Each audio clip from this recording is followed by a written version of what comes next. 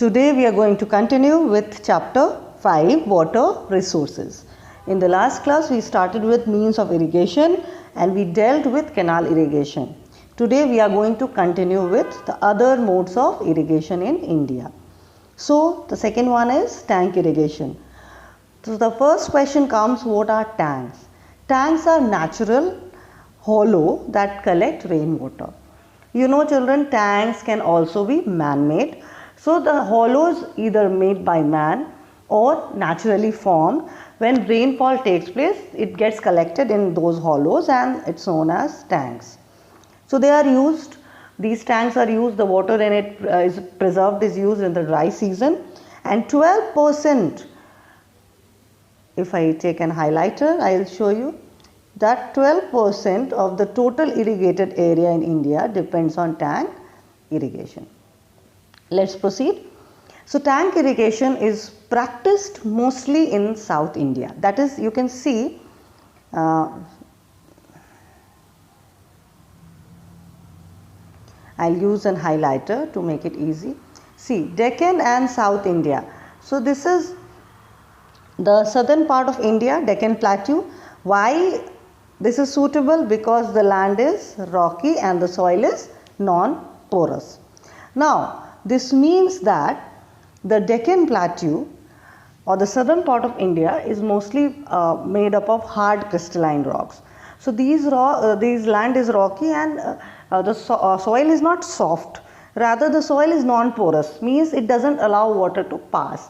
Therefore, it's a great advantage that whatever water is collected in the hollow will not go further deeper and it will be collected and it will be preserved for the dry season. Then rainwater cannot sink into the ground. You can see the next point, this point. Rainwater cannot sink into the ground. Digging wells is difficult. So as rainwater cannot go deep, so we cannot dig wells here in the southern part of India. And digging canal is also difficult because the soil is not soft. Alright. So this is why South India or the Deccan Plateau is very much suitable for tank irrigation. Tanks can be easily made there, naturally as well as man-made. Now what are the drawbacks? We'll come to the disadvantage later on. Let us proceed. So this is a map showing the distribution of tanks and you can see that the southern part of India has maximum concentration of tank. So this region of India is actually the area where tank irrigation is prevalent. In this picture you can see how the tanks are constructed.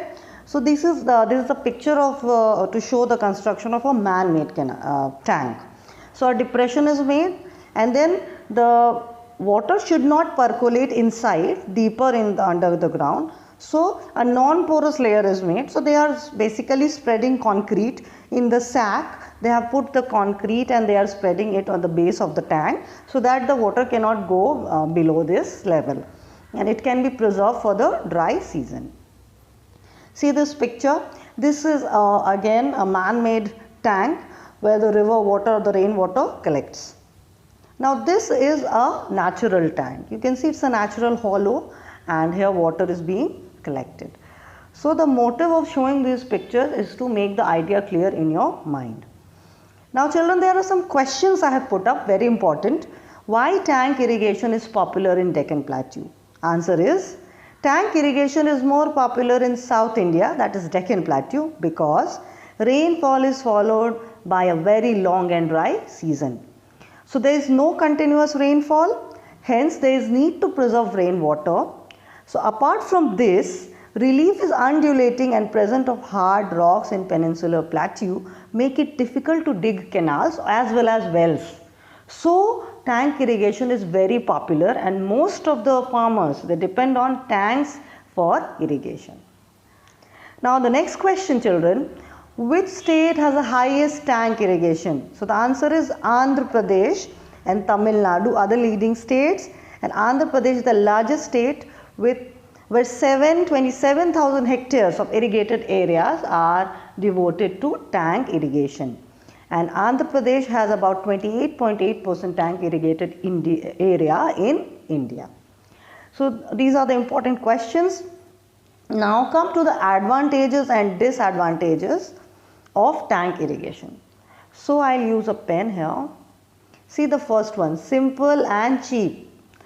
Easy and cheap because it can be easily constructed. A hollow has to be constructed, has to be made, and then they put concrete and make a tank. So it's simple and easy and cheap also. It store rainwater, prevent wastage. Definitely it will store it for a longer time. Help in raising the underground water. So if the natural tanks where the water will go inside, sometimes they are porous also. So these porous part of the tank will allow the rainwater to go inside and become a part of underground water. So like this, underground water level will also increase. Tanks also provide water for domestic purpose. So you can even use these tank water, you can store it in the dry for the dry season, and you can use for your household purposes also. You know, in people in mountainous and plateau areas, most of them have tanks like this, and in the rainy season they collect water, and in the dry season they use it. Now come to the disadvantages of tank irrigation. First one, occupy large area which otherwise could have been used for cultivation. So tanks, definitely they occupy large areas. So it's actually they are taking a part of agricultural area which would have otherwise used for irrigation, or for agriculture. Many tanks dry up in dry months. Yeah. So tank irrigation sometimes is not as beneficial because it's spreading over a large area and water is not very deep. So it gets evaporated, the water gets evaporated, and sometimes there is no water in the tank in the dry months. Now silting of tank is a problem. Now if silts have collected in the tank, that can also be a problem, and water is lost by evaporation. So as we discussed just now, water is also lost by evaporation because tanks are open, wide mouth, so evaporation is inevitable. Let's see the advantages and drawbacks of tank irrigation.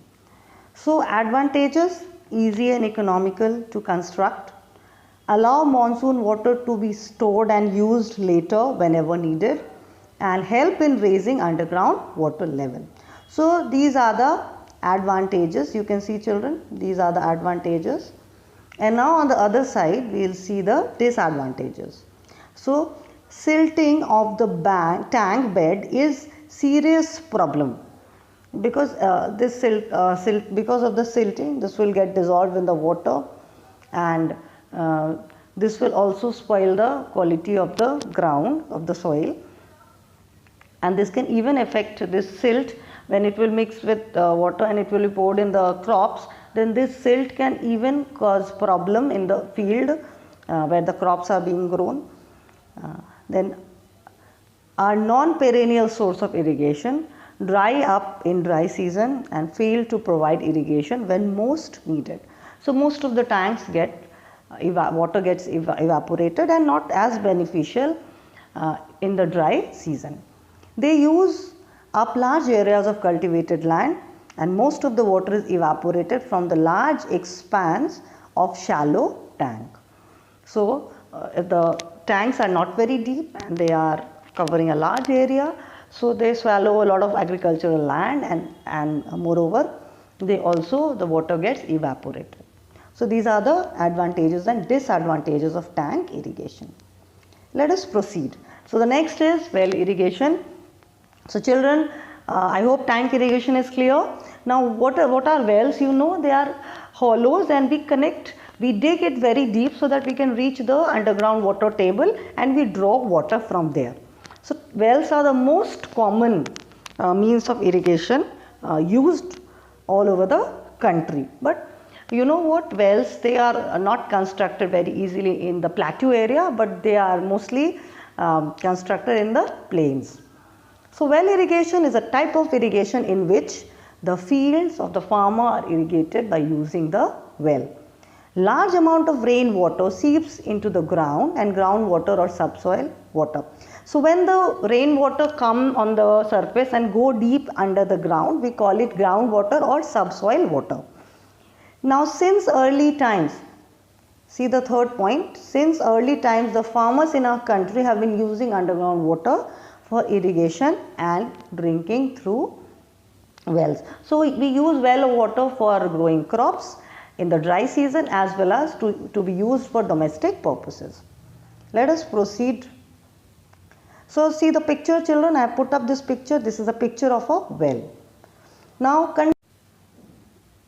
we will learn about the types of wells in India. There are three types. Unlined, they are kacha wells. The boundary is not well constructed. Lined wells, pakka wells, the boundary is well constructed with concrete and cement. And 40% of total irrigated area in India is under lined and unlined well together. Means well irrigation. The surface wells made so that they are connected deep and they to fetch water from underground. The third type of well is tube wells. Now water is drawn out by digging a deep bore with the help of electric power. Now a boring is made with a drilling machine and it's and with the help of electricity we bring water.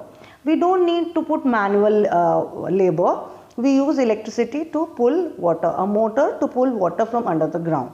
So 23% of total irrigated area in India are served by tube wells. Let's see the pictures. See, this is a lined well, boundary and all given, concrete and cement and bricks are used. Unlined well, they are like simple depressions made very deep to get water, and this is a picture of a tube well. You can see. Now there is a difference. So open well and tube well. Now the open well is lined and unlined well both. So diameter of well is large, whereas in case of tube well it is small. In open well depth is less, but in tube well it is very deep, much deeper.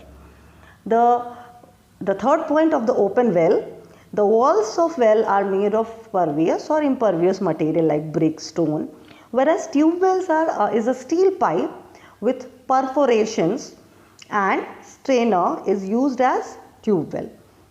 Now in the tube well, the pipe, there are strainers and perforations so that big pieces of rocks and all could not enter the tube, otherwise it will block the tube and the flow of water will be disturbed. So there are certain arrangements made so that only water enters the tube and come out on the surface. Otherwise if rocks and stones will enter the tube, it will be a big problem and this system will be damaged. Now next point, discharge is about 0.005 meter per cube, and whereas in tube well discharge is less compared to open well. Definitely in tube well water comes out from a tube, whereas in open well it is from a big, the mouth of the well is quite big, so discharge is more. In open well the cross section area of flow is large, whereas in case of tube well the cross section area of flow is small because it's just a tube. So children, now watch the next video.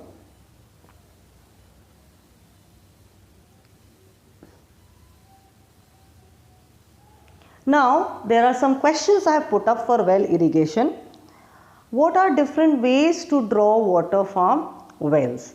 So answer is, well water is a removal or structure made in the ground by burrowing, driving, drilling or penetrating to get to ground in the underground water aquifers. Now what are aquifers? Water get collected underground and that are known as underground aquifers. The well water is drawn by utilizing compartments. Compartment means like a can, like a bucket, and which is pulled with the help of hand. So this is a question related to well irrigation. Now the methods by which we draw water from well. The method of electric motors which contain pipe system, or the lever pulley method. We have a pulley in the on the walls of the well. It is connected with a stand, and we throw the bucket in the water and we pull it with the help of a rope, and the rope is tied to a pulley. So that's why we have used the word pulley method. I hope this is clear. Now the first point, motor of electric motors, this is for the tube wells. Let's proceed. So see, this is a Persian wheel. Here this wheel will rotate and it will keep on filling water, and this water can be taken to irrigate the lands. Then there is a bucket method. Pulley, the above you can see a stand is there. I'll show you in the, this is the stand, this is the bucket, and with the help of this water can be taken out from the well. Now in this you can see this man will pull this down, and then water, this side the water will come out. Alright, so as he will pull it down, which he is holding out here, then the water will, this side the water is there which will come up, and this is also a primitive method of, and it's.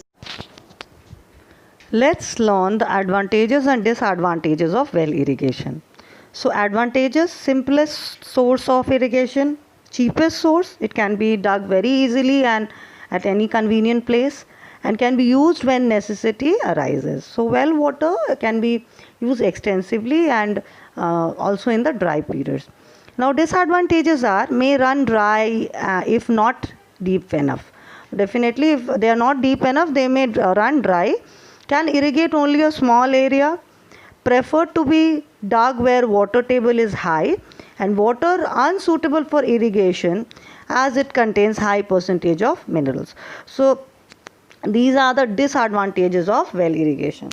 So children, we have discussed enough, so you can just go through them and also read the points in your book. It will you can add more points to make your answer better. See, so I have also written separately the disadvantages of tube wells.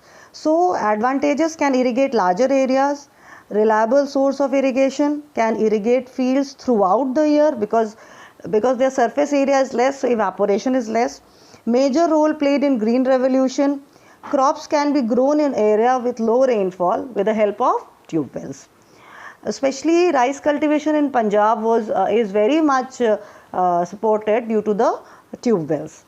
Now disadvantages: it needs cheap power which is not easily available because a lot of electricity is required to run these tube wells.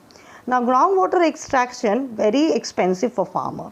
So if a farmer is not financially stable, it is very, very difficult for him to get the setup of a tube well.